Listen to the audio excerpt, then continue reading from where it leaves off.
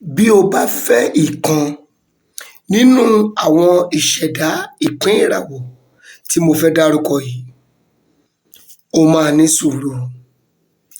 Láì jẹ́ pé o ní sùúrù, ẹ lè dalẹ̀. Ẹ túká láàrin méjì.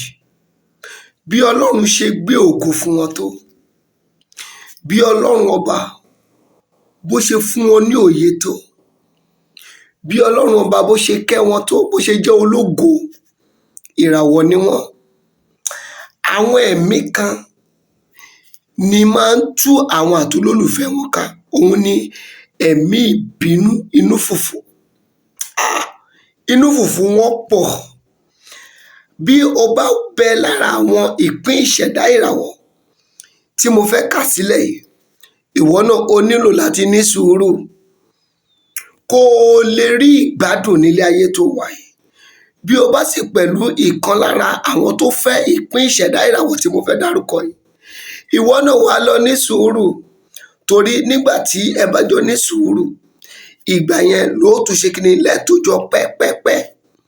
Wàá sì gbà á gẹ́gẹ́ bí àgbélébù rẹ̀ láwọn ìkóríta kan.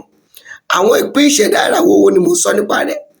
Àwọn tó bá fẹ́ ìpín ìṣẹ̀dá ìràwọ̀ Aries, iná tó kàn yanyan, gbogbo ọmọ tá a bí láti 21 March títí dé 19 April.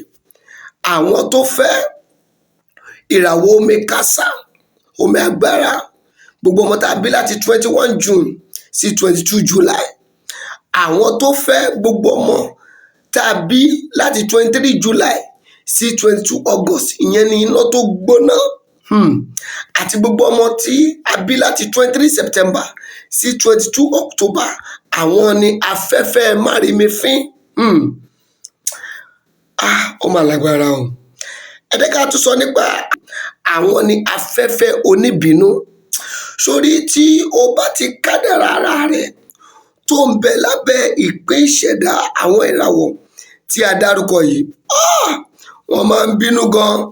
Àti gbogbo ọmọ tá a bí láti 22 December sí 19 January, àwọn ni erùpẹ̀ eruku. Bí o bá bẹ lára ìpín ìṣẹ̀dá àwọn ìràwọ̀ tí mo dárúkọ yìí, lọ ní sùúrù kó o lè gbádùn ayé rẹ. Bí o bá sì pẹ̀lú lára àwọn tó fẹ́ ìpín ìṣẹ̀dá ìràwọ̀ yìí, lọ ní sùúrù pẹ̀lú wọn kẹ́ ẹ lè jọ pẹ́pẹ́pẹ́ nínú ìgbéyàwó yẹn.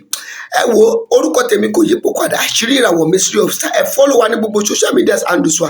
Nọ́mbà mi ò yípo padà, 08054 353629. Ẹ pè é kẹ́ WhatsApp.